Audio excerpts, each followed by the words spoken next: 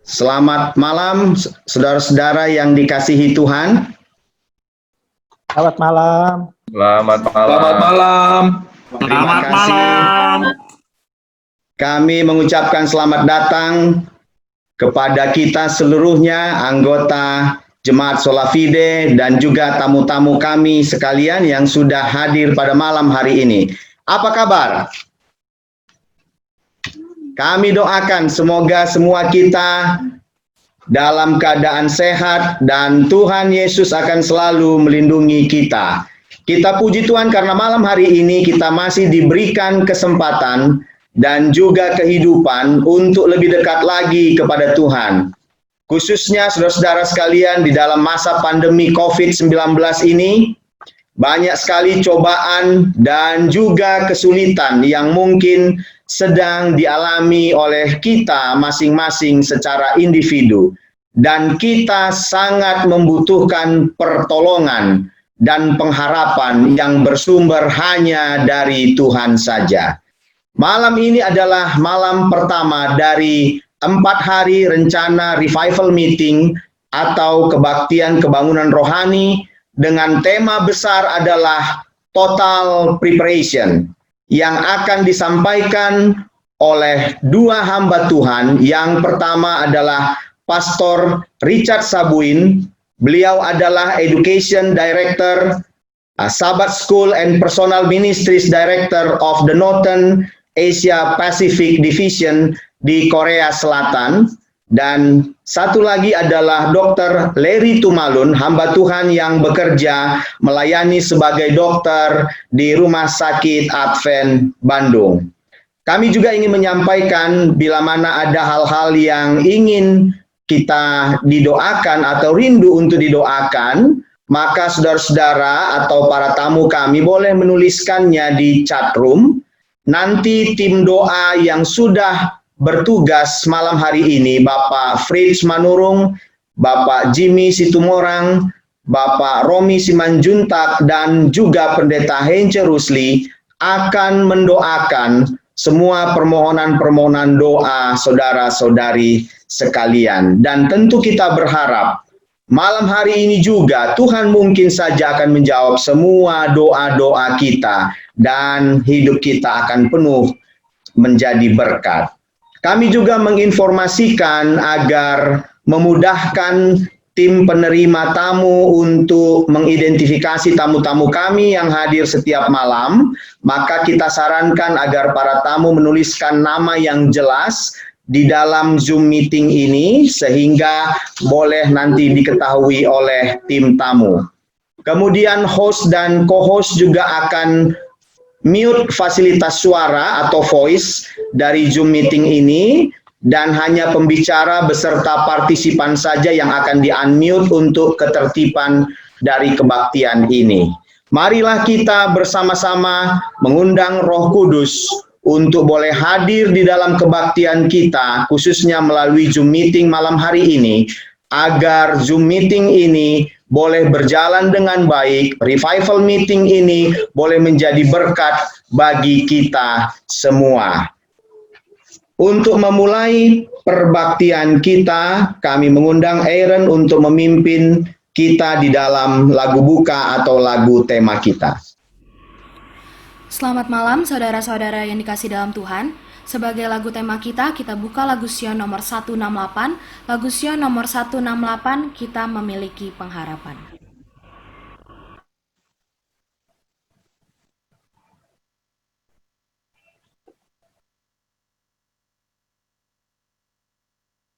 Pengharapan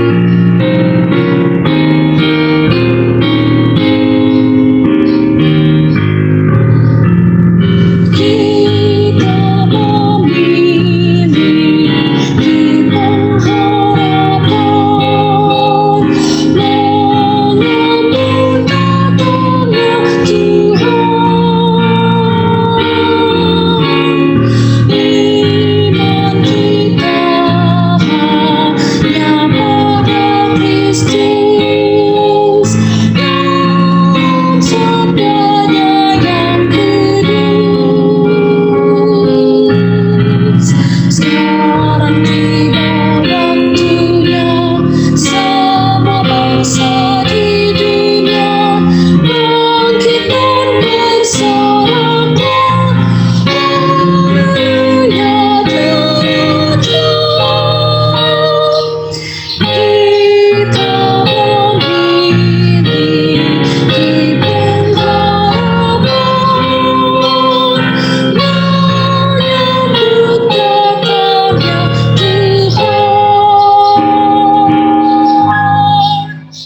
Pendeta Heinze Rusli akan memimpin di dalam doa buka. Baik, apakah suara saya terdengar dengan jelas? Terdengar, Pendeta. Dengar Pak Pendeta. Oke, mari kita berdoa. Ya Tuhan, Bapa kami di dalam kerajaan surga, di malam hari ini kami anak-anak Tuhan bersuka cita karena Engkau memberikan kesempatan bagi kami untuk memulai KKR kami di malam pertama. Biarlah Tuhan Engkau berkati semua device yang kami gunakan, jaringan yang kami gunakan, sehingga acara KKR melalui Zoom ini dapat berjalan dengan lancar. Berdoa bagi semua yang mengambil bagian, khususnya Pendeta Sabuin, yang akan melayani melalui firman Tuhan di malam hari ini. Biarlah Tuhan, materi yang sudah dipersiapkan, itu datang dari Tuhan, dan saat disampaikan, menjadi berkat bagi kami semua. Terima kasih Bapa, ampuni segala dosa kesalahan kami. Doa ini semua dialaskan di dalam nama Tuhan Yesus yang telah menjadi juru selamat kami. Amin. Amin. Terima kasih Pendeta yang telah memimpin kita di dalam doa buka. Kita akan mendengarkan lagu pujian yang akan disampaikan oleh keluarga Stanley Nainggolan. Kami persilahkan.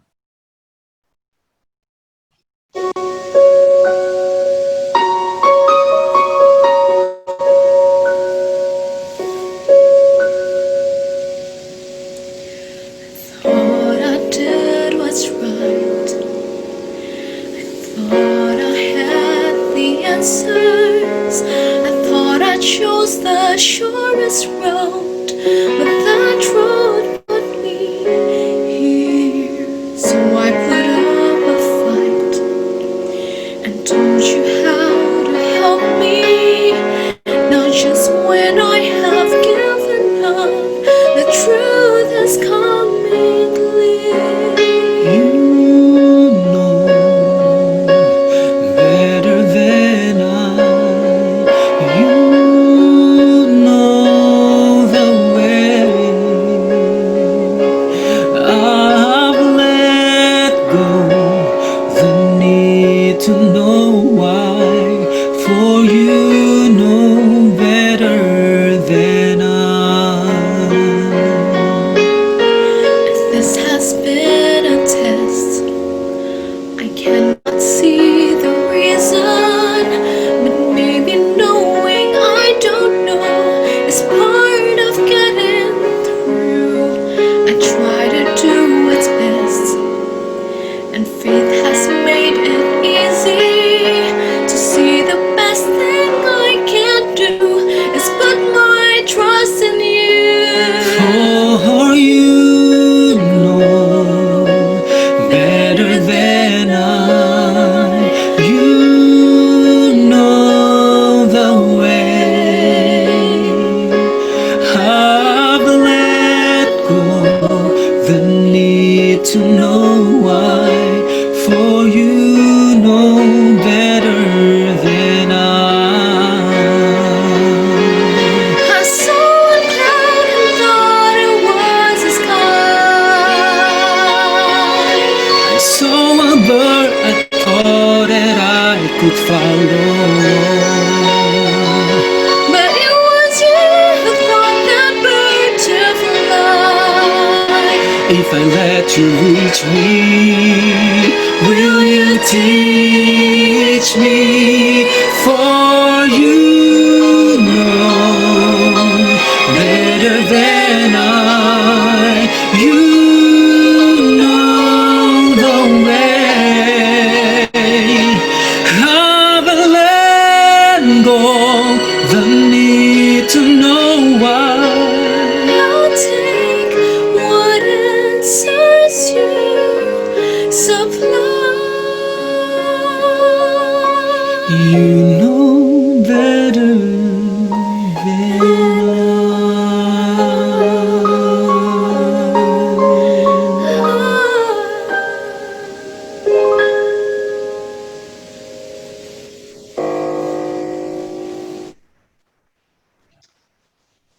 Terima kasih.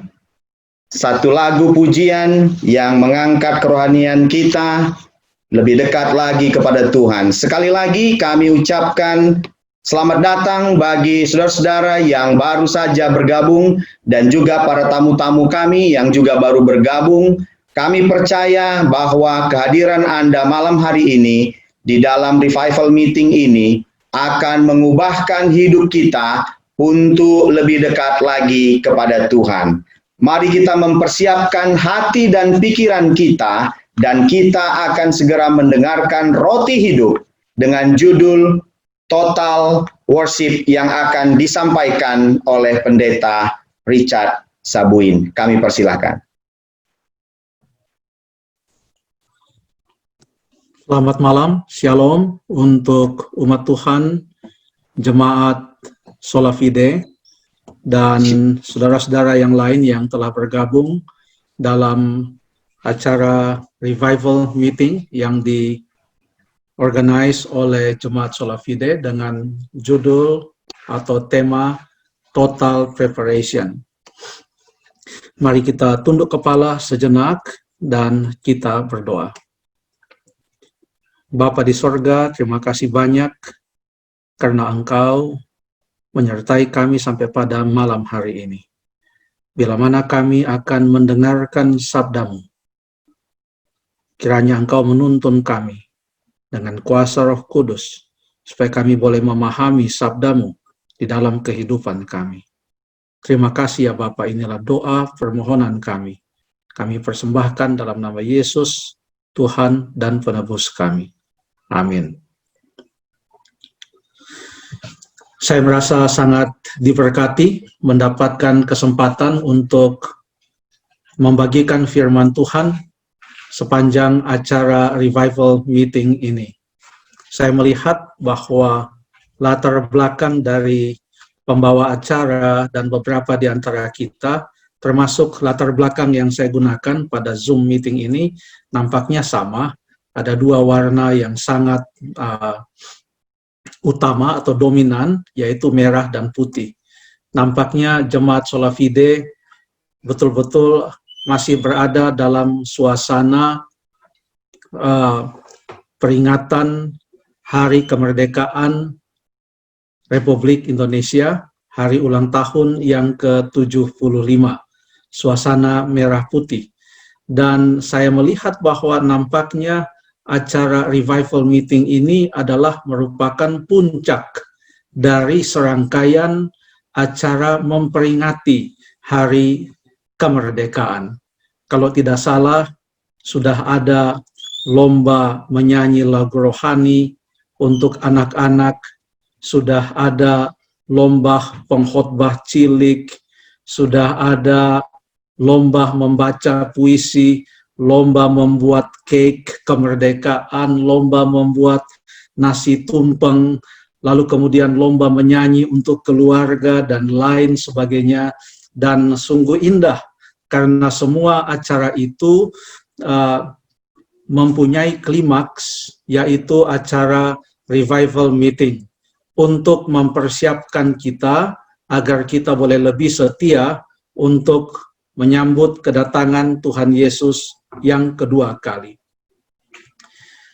Saudara sekalian yang kekasih di dalam Tuhan, Wahyu pasal yang ke-14 ayat yang ke-7, Wahyu 14 ayat yang ke-7 mengatakan, dan ia berseru dengan suara nyaring, takutlah akan Allah dan muliakanlah Dia, karena telah tiba saat penghakimannya, dan sembahlah Dia yang telah menjadikan langit dan bumi dan laut dan semua mata air. Sembahlah Ia, worship. Kita menyembah Allah. Pada malam ini saya akan mengambil suatu cuplikan cerita tentang umat Allah, orang Israel, yang pada waktu mereka berada dalam perhambaan di Mesir, maka Musa diutus oleh Tuhan untuk memimpin bangsa ini keluar dari Mesir agar mereka dapat menyembah Tuhan atau beribadah kepada Tuhan dengan leluasa. setelah Musa diutus oleh Tuhan dalam suatu penampakan mujizat di mana Musa melihat belukar yang menyala namun tidak terbakar, lalu Tuhan mengutus dia untuk datang ke Mesir menghadap Firaun, maka Musa pun datang menghadap Firaun dan menyatakan maksud kedatangannya, apa yang ia sudah diperintahkan oleh Tuhan. Kita baca di dalam Keluaran pasal yang ke-5 ayat yang ke-3. Musa dan Harun pergi menghadap Firaun, lalu kemudian di dalam Keluaran 5 ayat yang ke-3, kata mereka, Allah orang Ibrani telah menemui kami, izinkanlah kiranya kami pergi ke padang gurun 3 hari perjalanan jauhnya untuk mempersembahkan korban kepada Tuhan Allah kami, supaya jangan kami mendatangkan kepada kami penyakit sampar ataupun pedang.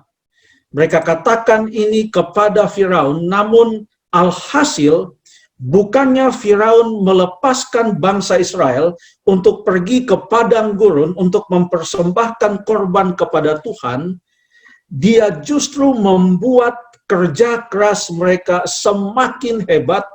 Ia menuntut lebih banyak produksi batu bata tanpa menyediakan bahan-bahan dasar kepada mereka.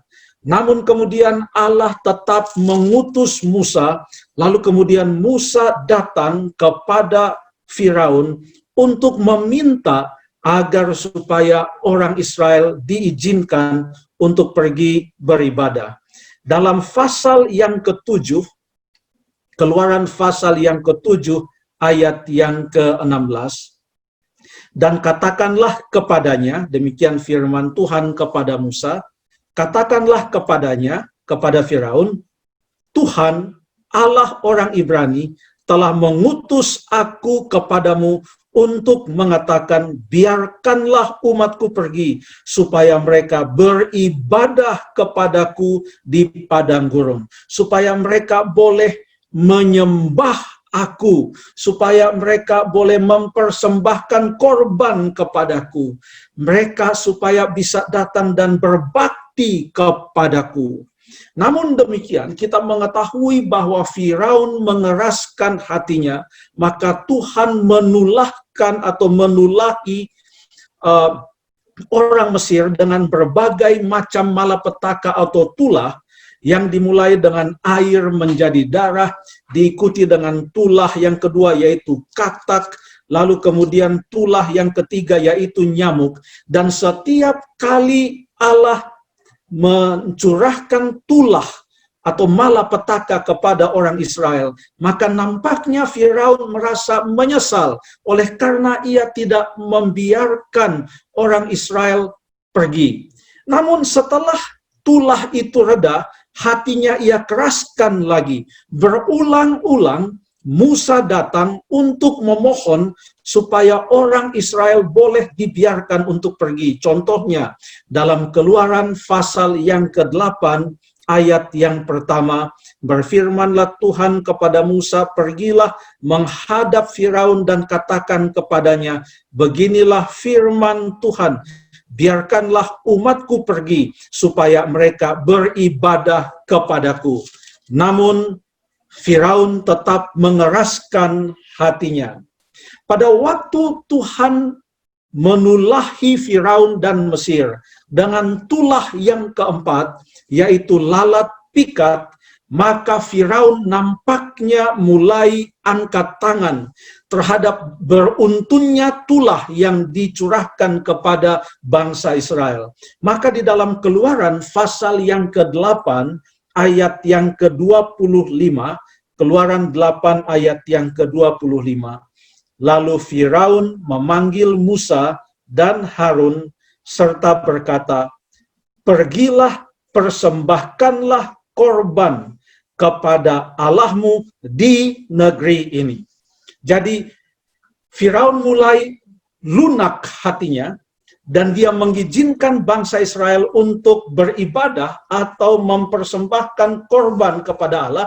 Namun yang ia katakan ini adalah langkah pertama atau izin yang pertama untuk orang Israel yang dikeluarkan oleh Firaun. Ia katakan, pergilah persembahkan korban kepada Allahmu di negeri ini. Jangan keluar dari negeri ini. Tetap saja di Mesir. Persembahkanlah korban di Mesir. Akan tetapi Musa mengatakan tidak mungkin.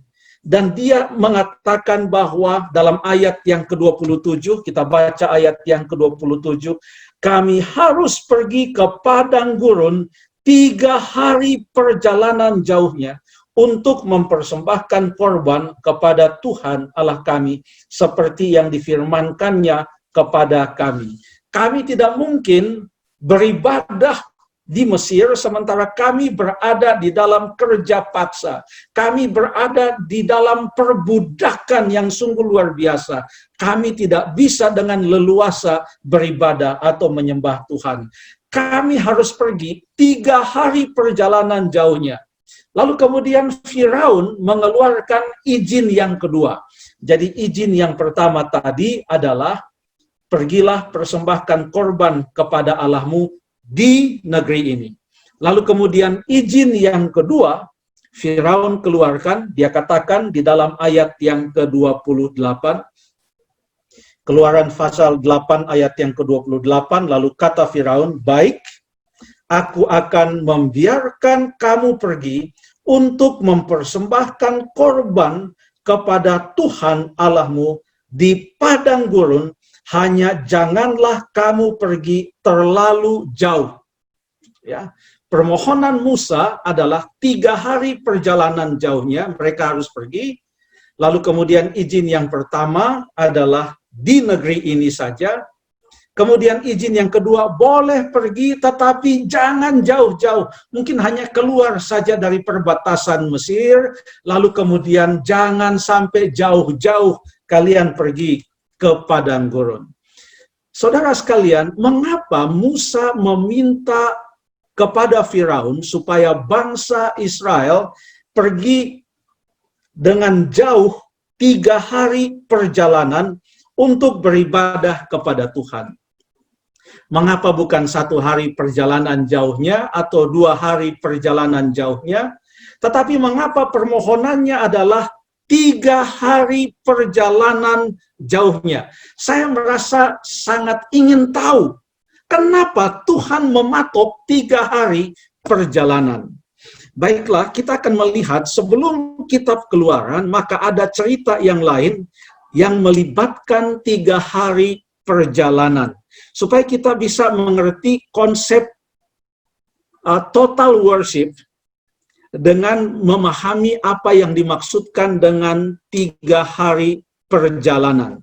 Mari kita buka Alkitab kita dalam kitab Kejadian untuk melihat sebuah cerita yang terdapat dalam pasal yang ke-30. Dalam Kejadian pasal yang ke-30, cerita tentang Yakub dan Laban, di mana Yakub merasa telah tertipu oleh Laban oleh karena dia telah bekerja bertahun-tahun lamanya, dan setelah ia bekerja bertahun-tahun lamanya, maka ia tetap juga belum mendapatkan akan upahnya. Lalu kemudian disepakatilah antara Laban dan Yakub bahwa Yakub akan mendapatkan upahnya, yaitu kambing domba yang berbintik-bintik dan berbelang-belang. Kita mau baca mulai dari ayat yang ke-32. Ayat yang ke-32. Hari ini aku akan lewat dari tengah-tengah segala kambing dombamu dan akan mengasingkan dari situ setiap binatang yang berbintik-bintik dan berbelang-belang. Segala domba yang hitam dan segala kambing yang berbelang-belang dan berbintik-bintik, itulah upahku.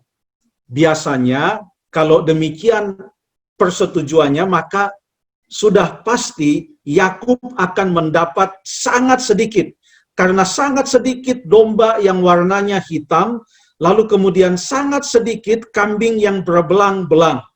Lalu kemudian ayat yang ke-33, Yakub melanjutkan, dan kejujuranku akan terbukti di kemudian hari apabila engkau datang memeriksa upahku, segala yang tidak berbintik-bintik atau berbelang-belang di antara kambing-kambing dan yang tidak hitam di antara domba-domba, anggaplah itu tercuri olehku. Untuk melaksanakan perjanjian itu, maka kambing domba milik Laban dan kambing domba milik Yakub harus dipisahkan dengan jarak tertentu supaya tidak ada kemungkinan kambing domba milik Yakub dan kambing domba milik Laban bercampur kembali, lalu kemudian mereka kawin, dan hasilnya bisa saja menambah banyak harta dari Yakub. Itulah sebabnya di dalam ayat yang ke-34, Laban berkata, baik, jadilah seperti perkataanmu itu. Lalu diasingkannya lah pada hari itu kambing-kambing jantan yang bercoreng-coreng dan berbelang-belang, dan segala kambing yang berbintik-bintik dan berbelang-belang, segala yang ada warna putih pada badannya, serta segala yang hitam di antara domba-domba, dan diserahkannya lah semuanya itu kepada anak-anaknya untuk dijaga. Lalu perhatikan dalam ayat yang ke-36. Kemudian Laban menentukan jarak 3 hari perjalanan jauhnya antara dia dan Yakub, maka tetaplah Yakub menggembalakan kambing domba yang tinggal itu. Berapa jauh jarak antara kambing domba milik Laban dan kambing domba milik Yakub? Jaraknya adalah kurang lebih 3 hari perjalanan jauhnya. Apa tujuannya? Tujuannya adalah supaya jangan sampai masih ada kemungkinan bagi kambing domba milik kedua orang itu untuk bercampur aduk. Saya melihat bahwa ini bisa menjadi sebuah latar belakang latar belakang dari dipisahkannya atau permohonan dari orang Israel melalui Musa agar supaya mereka boleh pergi menyembah Allah, mereka boleh pergi berbakti kepada Allah dengan jarak 3 hari perjalanan jauhnya, dengan tujuan bahwa mereka tidak akan dipengaruhi oleh pengaruh-pengaruh Mesir. Apa makna rohaninya bagi kita sekarang ini? Ada banyak ayat di dalam Alkitab. Contohnya, di dalam Roma pasal yang ke-12. Roma pasal yang ke-12. Ayat yang ke-2. Janganlah kamu menjadi serupa dengan dunia ini, tetapi berubahlah oleh pembaharuan budimu, sehingga kamu dapat membedakan manakah kehendak Allah, apa yang baik, yang berkenan kepada Allah, dan yang sempurna. 1 Yohanes pasal yang kedua, 1 Yohanes pasal yang kedua, ayat yang ke-15 dan ayat yang ke-16. Janganlah kamu mengasihi dunia dan apa yang ada di dalamnya. Jikalau orang mengasihi dunia, maka kasih akan Bapa tidak ada di dalam orang itu. Sebab semua yang ada di dalam dunia, yaitu keinginan daging, keinginan mata, serta keangkuhan hidup, bukanlah berasal dari Bapa, melainkan dari dunia. Dengan demikian yang dimohon oleh Musa atas nama bangsa Israel adalah sebuah total worship, di mana sebuah ibadah, sebuah penyembahan yang tidak dipengaruhi oleh pengaruh-pengaruh Mesir. Dalam arti rohani bagi kita, yang diminta oleh Allah kehidupan kita adalah kita mempunyai suatu penyembahan yang total, penyembahan atau ibadah yang sepenuhnya kepada Tuhan, di mana kita bisa hidup sedemikian rupa sehingga pengaruh-pengaruh dunia itu tidak akan membuat kita ditarik kembali dari Tuhan dan kembali kepada dunia. Itulah sebabnya maka Musa meminta supaya mereka diizinkan pergi 3 hari perjalanan jauhnya. Lalu kemudian sebagai sambutan dari Firaun, Firaun kemudian mengizinkan lagi, ini sudah surat izin yang ketiga. Kita ingat surat izin yang pertama adalah boleh pergi tapi hanya di negeri ini. Kemudian surat izin yang kedua adalah boleh pergi tetapi jangan jauh-jauh. Lalu kemudian di dalam ayat pasal yang ke-9, dalam Keluaran pasal yang ke-9 ayat yang ke-28, pada waktu tulah yang ke-7 yaitu hujan es dicurahkan kepada orang Mesir, maka Firaun sudah tidak tahan lagi, lalu ia meminta kepada Musa untuk berdoa baginya. Dalam ayat yang ke-28, berdoalah kepada Tuhan, guruh yang sangat dahsyat dan hujan es itu sudah cukup, maka aku akan membiarkan kamu pergi, tidak usah kamu tinggal lebih lama lagi. Namun setelah didoakan lalu tulah itu berhenti, maka tetap saja Firaun mengeraskan hatinya. Pasal yang ke-10 ayat yang ke-3, pasal 10 ayat yang ke-3, Musa dan Harun pergi menghadap Firaun dan berkata, beginilah firman Tuhan Allah orang Ibrani, berapa lama lagi engkau menolak untuk merendahkan dirimu di hadapanku? Biarkanlah umatku pergi supaya mereka beribadah kepadaku. Lalu kemudian Firaun bertanya kepada Musa dalam ayat yang ke-8. Musa dan Harun dibawalah kembali kepada Firaun dan berkatalah Firaun kepada mereka. Keluaran 10 ayat yang ke-8. Pergilah, beribadahlah kepada Tuhan Allahmu. Lalu Firaun bertanya, siapa-siapa sebenarnya yang akan pergi itu? Lalu Musa menjawab, ayat yang ke-9.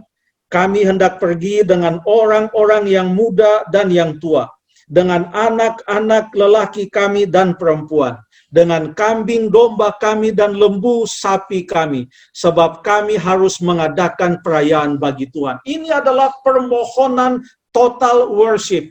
Kami tidak mau beribadah hanya separuh-separuh. Kami tidak mau beribadah hanya sebahagian saja dari kami. Kami mau beribadah sepenuhnya, kami semua, laki-laki, perempuan, tua dan muda. Bahkan harta benda kami mau bawa semua untuk beribadah kepada Tuhan. Lalu kemudian Firaun berkata, di dalam ayat yang ke-11. Ini adalah surat izin yang selanjutnya yang diberikan oleh Firaun kepada Musa. Keluaran 10 ayat yang ke-11. Bukan demikian. Kamu boleh pergi, tetapi hanya laki-laki, dan beribadalah kepada Tuhan, sebab itulah yang kamu kehendaki. Boleh kamu pergi 3 hari perjalanan jauhnya, tetapi hanya laki-laki yang pergi. Ini tidak sesuai dengan konsep total worship, di mana semuanya berbakti bersama-sama kepada Tuhan. Firaun mengatakan hanya laki-laki. Tentu kalau demikian, maka mau 3 hari atau 4 hari perjalanan pun laki-laki orang Israel pergi untuk beribadah kepada Tuhan, tentu mereka akan tetap mengingat akan keluarga mereka. Tetapi Musa tidak menyerah. Tuhan kemudian menulahi lagi bangsa Mesir dengan tulah yang lain. Begitu tiba pada tulah yang ke-9, maka nampaknya Firaun sudah mulai menyerah. Lalu dia mengeluarkan lagi surat izin yang berikut. Di dalam pasal yang ke-10 ayat yang ke-24. Pasal yang ke-10 ayat yang ke-24. Lalu Firaun memanggil Musa serta berkata, pergilah, beribadalah kepada Tuhan. hanya kambing dombamu dan lembu sapimu harus ditinggalkan.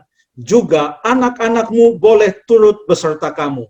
Boleh kamu pergi beribadah, bukan di negeri ini, bukan dekat-dekat, 3 hari perjalanan jauhnya, bukan hanya laki-laki, perempuan juga boleh ikut, anak-anak juga boleh ikut, akan tetapi harta benda tidak usah ikut. Saudara sekalian, coba kita simak kembali. Yang pertama yang ditekankan dalam total worship adalah menyembah Allah sedemikian rupa sehingga kita tidak dipengaruhi oleh pengaruh-pengaruh dunia.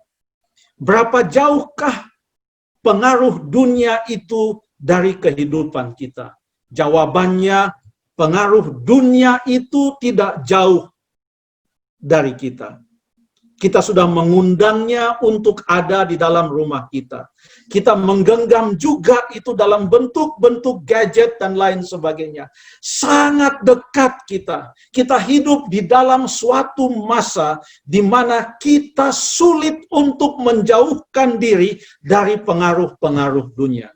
Akan tetapi dalam doanya, Tuhan Yesus mendoakan murid-muridnya, lalu mendoakan orang-orang yang akan percaya kepada pekabaran yang akan disampaikan oleh murid-muridnya. Dalam Yohanes pasal yang ke-17, Yohanes pasal yang ke-17, ayat yang ke-13 sampai ayat yang ke-16.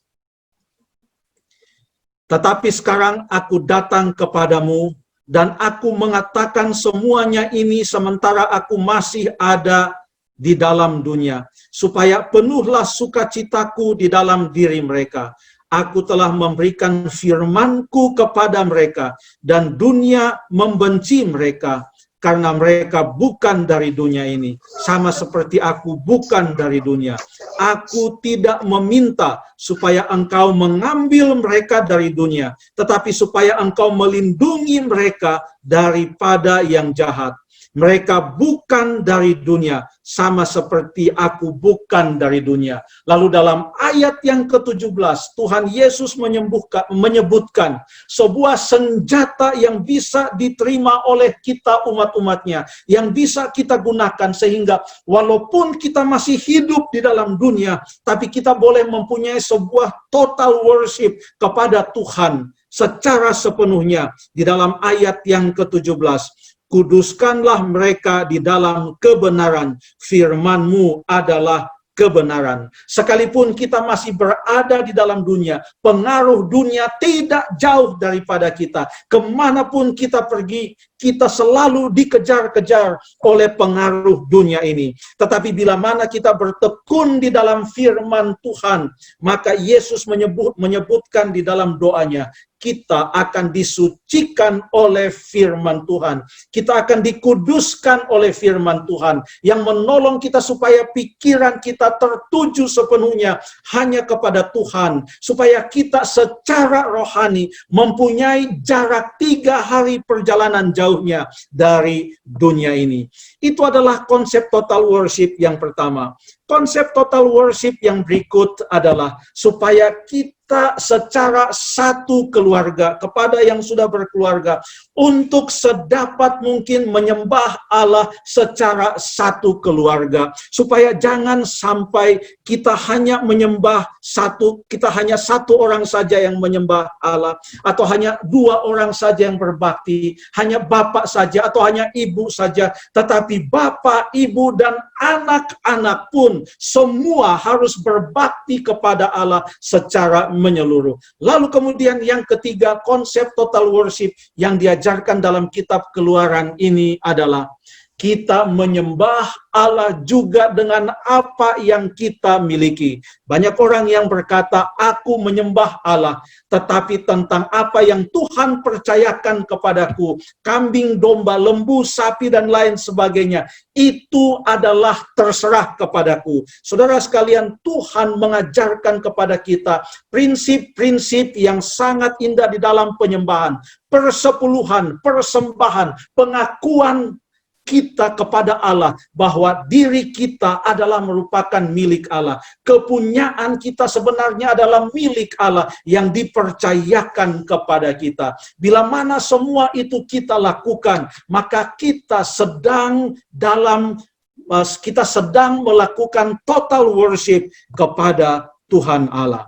Lalu saya ingin menghubungkan sebuah ayat yang terdapat di dalam Ulangan pasal yang ke-6. Ulangan pasal yang ke-6. Kenapa saya ambil Ulangan pasal yang ke-6? Karena dalam Ulangan pasal yang ke-5, di situ disebutkan tentang 10 perintah Allah. Lalu kemudian di dalam Ulangan pasal yang ke-6, ada konsep total worship secara individu. Kita lihat itu Ulangan pasal 6 ayat yang ke-5. Ulangan pasal yang ke-6 ayat yang ke-5. Ayat yang ke-4 saya mulai. Dengarlah hai orang Israel, Tuhan itu Allah kita. Tuhan itu Esa. Kasihilah Tuhan Allahmu dengan segenap hatimu, dengan segenap jiwamu, dan dengan segenap kekuatanmu. Atau sembahlah Ia dengan segenap hatimu, dengan segenap jiwamu, dan dengan segenap kekuatanmu. Tuhan Yesus mengutip lagi ayat ini di dalam Matius pasal yang ke-22, Matius pasal yang ke-22, ayat yang ke-37. Pada waktu Tuhan Yesus ditanya oleh orang-orang Farisi tentang hukum mana yang paling terutama dalam hukum Taurat, maka Tuhan Yesus menjawab dalam ayat yang ke-37. Jawab Yesus kepadanya, kasihilah Tuhan Allahmu dengan segenap hatimu, dan dengan segenap jiwamu, dan dengan segenap akal budimu. Itulah hukum yang terutama dan yang pertama. Ayat 39, dan hukum yang kedua yang sama dengan itu ialah kasihilah sesamamu manusia seperti dirimu sendiri. Kita tahu bahwa ini adalah rangkuman dari 10 perintah Allah, di mana 4 perintah yang pertama berkaitan dengan penyembahan kita kepada Allah atau kasih kita kepada Allah, dan 6 hukum yang berikutnya dari yang ke-5 sampai yang ke-10 adalah komitmen kita terhadap sesama manusia.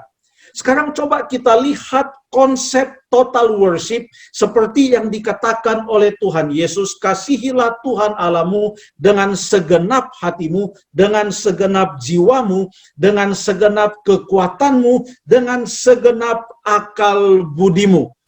Coba kita melihat keempat perintah Tuhan yang pertama dalam 10 perintah Allah itu, yaitu konsep mengasihi Tuhan secara sepenuhnya, total love kepada Tuhan, total worship kepada Tuhan. Apa bunyi perintah yang pertama? Kita buka di dalam Ulangan pasal yang ke-5 ayat yang ke-7. Ulangan pasal yang ke-5 ayat yang ke-7. Jangan ada padamu Allah lain di hadapanku. Apa yang Tuhan maksudkan di sini? Aplikasinya adalah, salah satu aplikasinya adalah yang terdapat di dalam Matius pasal yang ke-6. Perintah itu mengatakan, jangan ada padamu Allah lain di hadapanku. Salah satu aplikasinya adalah yang terdapat di dalam Matius pasal yang ke-6 ayat yang ke-24.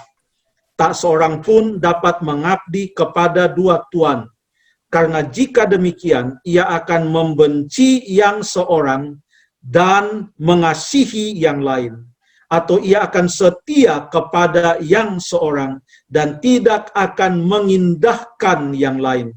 Kamu tidak dapat mengabdi kepada Allah dan kepada Mamon. Kita tidak bisa bergantung kepada Allah, dan sementara kita bergantung kepada Allah, kita bergantung kepada kekuatan atau sumber daya yang lain.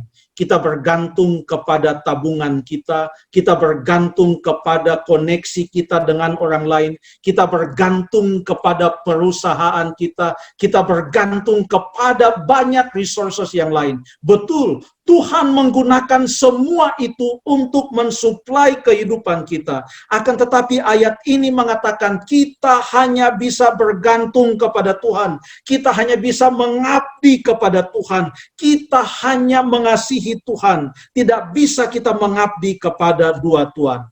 Perintah yang kedua, Ulangan pasal yang kelima. Ulangan pasal yang kelima ayat yang ke-8. Jangan membuat bagimu patung yang menyerupai apapun yang ada di langit di atas, yang ada di bumi di bawah, atau yang ada di dalam air di bawah bumi. Ayat yang ke-9, jangan sujud menyembah kepadanya atau beribadah kepadanya. Ayat ini mengatakan jangan membuat patung yang menyerupai apapun. Artinya, termasuk patung yang menyerupai Yesus, patung yang menyerupai malaikat, patung yang menyerupai rasul, patung yang menyerupai apapun, lalu kemudian kita sujud menyembah kepadanya. Alkitab mengajarkan kepada kita bahwa Allah itu tidak kelihatan. Waktu Alkitab berbicara tentang iman, iman adalah bukti dari segala sesuatu yang tidak kita lihat. Banyak orang yang tidak percaya kecuali melihat, membuat sesuatu sebagai representatif dari apa yang ia sembah, lalu gantinya menyembah secara langsung kepada Allah. Orang tersebut menyembah patung atau suatu objek sebagai lambang dari yang tidak kelihatan itu.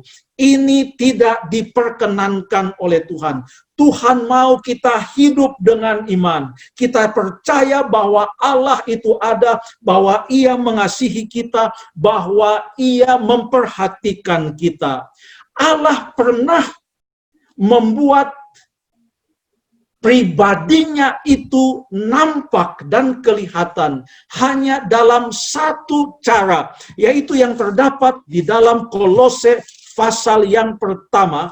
Kolose pasal yang pertama ayat yang ke-15. Kolose 1 ayat yang ke-15 mengatakan, Ia, ini berbicara tentang Yesus, adalah gambar Allah.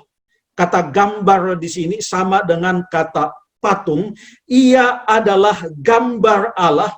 Ia adalah image atau citra Allah, gambar Allah, pernyataan Allah. Ya, bukan artinya Tuhan Yesus patung, tetapi kata yang sama digunakan. Ia adalah ikon. Ia adalah gambar Allah yang tidak kelihatan. Allah yang tidak kelihatan itu pernah menyatakan dirinya supaya terlihat dalam wujud anaknya, yaitu Tuhan Yesus Kristus. Pada waktu Tuhan Yesus hidup di atas dunia ini. Selain itu, kita tidak bisa membuat wujud Allah dalam bentuk apapun. Kita hidup dalam iman kepadanya. Perintah yang ketiga di dalam Ulangan pasal yang kelima, Ulangan pasal yang kelima, ayat yang ke-11. Jangan menyebut nama Tuhan Allahmu dengan sembarangan, sebab Tuhan akan memandang bersalah orang yang menyebut namanya dengan sembarangan. Apa yang dimaksudkan di sini? Menyebut nama Allah dengan sembarangan. Salah satu aplikasi dari ayat ini adalah terdapat di dalam Matius pasal yang ke-7, ayat yang ke-21 sampai ayat yang ke-23. Bukan setiap orang yang berseru kepadaku Tuhan, Tuhan akan masuk ke dalam kerajaan sorga, melainkan dia yang melakukan kehendak Bapakku yang di sorga. Pada hari terakhir banyak orang yang berseru kepadaku, Tuhan, Tuhan, bukankah kami bernubuat demi namamu dan mengusir setan setan demi namamu dan mengadakan banyak mujizat demi namamu juga, pada waktu itulah aku akan berterus terang kepada mereka dan berkata, aku tidak pernah mengenal kamu, enyahlah daripadaku kamu sekalian pembuat kejahatan. Janganlah menyebut nama Tuhan Allahmu dengan sia-sia. Salah satu aplikasinya adalah jangan kita berdoa, tetapi setelah kita berdoa, yang kita lakukan bukan kehendak Allah. Kita menyebut nama Tuhan, mengatakan segala sesuatu di dalam nama Tuhan Yesus, tetapi apa yang kita lakukan tidak sesuai dengan kehendak Allah. Saudara sekalian, kemudian perintah Tuhan yang keempat, ini ada kaitannya dengan permohonan Musa. Karena Musa mengatakan, kalau kita masih ingat tadi, di dalam kitab Keluaran, pasal yang ke-8, kitab Keluaran pasal yang saya akan baca, pasal yang ke-10, ayat yang ke-9, Keluaran 10 ayat 9, pada waktu Firaun bertanya kepada Musa, pergilah beribadah kepada Tuhan Allahmu. Lalu Firaun bertanya, siapa-siapa sebenarnya yang akan pergi itu? Lalu kemudian kita baca ayat yang ke-9. Kami hendak pergi dengan, perhatikan ada paralel di sini, kesejajaran yang ada. Kami akan pergi dengan orang-orang muda dan yang tua, anak-anak lelaki kami dan perempuan, dengan kambing domba, sapi lembu, sapi kami, sebab kami harus mengadakan perayaan untuk Tuhan. Lalu perhatikan apa perintah Tuhan yang keempat dalam Keluaran pasal yang ke-20. Saya baca, ingatlah dan kuduskanlah hari Sabat, itu ayat yang ke-6, ayat yang ke-8, lalu ayat yang ke-9, 6 hari lamanya engkau akan bekerja dan melakukan segala pekerjaanmu. Perhatikan ayat yang ke-10. Tetapi hari ke-7 adalah hari Sabat Tuhan Allahmu, maka jangan melakukan suatu pekerjaan. Perhatikan daftarnya. Engkau, anakmu laki-laki, anakmu perempuan, hambamu laki-laki, hambamu perempuan, hewanmu atau orang asing yang ada di dalam tempat kediamanmu. Total worship. Perbaktian kita pada hari Sabat dengan kita betul-betul beribadah kepada Tuhan, itu juga adalah merupakan wujud dari penyembahan kita yang sepenuhnya kepada Tuhan. Pada malam hari ini, panggilan dari firman Tuhan kepada kita. Marilah kita menyembah Allah secara total. Marilah kita meminta Ia menyucikan kita di dalam firman-Nya. Marilah kita menenggelamkan diri kita dengan membaca firman Tuhan, dengan membuat firman Tuhan itu yang adalah merupakan pengaruh dalam kehidupan kita, supaya walaupun kita masih hidup di atas dunia ini, kita jauh dari pengaruh-pengaruh dunia ini. Marilah kita menyembah Allah dengan seutuhnya. Satu keluarga kita menyembah Tuhan. Lalu kemudian marilah kita menyembah Tuhan juga dengan harta kita. Marilah kita menyembah Tuhan dengan tidak bergantung kepada sumber daya lainnya, tapi hanya mengandalkan dan bergantung hanya kepada Tuhan. Marilah kita menyembah Tuhan dengan iman kita sepenuhnya. Marilah kita menyembah Tuhan bukan dengan hanya ucapan kita, tetapi dengan melakukan kehendak-Nya. Dan marilah kita menyembah Tuhan dengan selalu mengingat akan hari Sabat-Nya, yang merupakan sebuah simbol tentang penyembahan kita kepada Allah yang sepenuhnya. Semoga Tuhan memberkati kita semuanya, supaya dalam persiapan kita menantikan kedatangan Tuhan Yesus yang kedua kali, kita menyembah Allah dengan sepenuhnya. Tuhan Yesus memberkati. Amin. Amin. Amin. Kita ucapkan terima kasih kepada Pendeta Sabuin yang telah mengajak kita semua untuk beribadah kepada Tuhan seluruhnya, hati, pikiran, keluarga, dan apapun yang kita miliki, harta yang Tuhan titipkan, semua kita gunakan untuk beribadah dan menyembah Tuhan. Satu berkat roti hidup yang saya yakin akan mengubah kehidupan kita untuk lebih dekat lagi kepada Tuhan. Untuk menyambut firman yang baru saja kita dengarkan, kita akan bernyanyi dari lagu Sion nomor 86, Saudari Aaron akan memimpin kita di dalam lagu tutup. Sebagai lagu tutup, kita buka lagu Sion nomor 86. Lagu Sion nomor 86, Sembahlah Allah yang Maha Kuasa.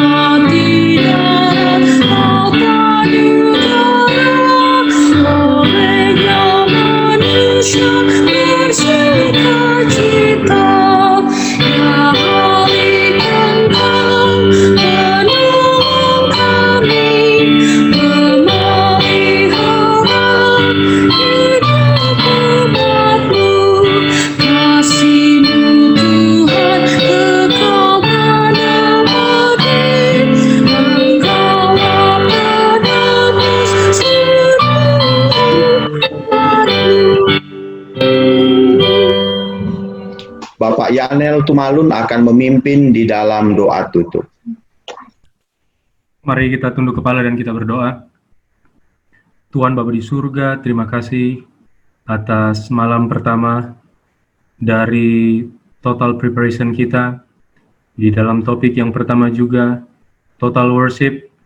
Tuhan, Engkau sanggupkan masing-masing kami, keluarga besar kami, saudara-saudara kami, teman-teman kami, dan biarlah kami disanggupkan untuk menyembah Engkau sepenuhnya dengan segenap hati kami, dengan segenap apa yang ada pada kami boleh kami gunakan untuk datang dan menyembah kepadamu.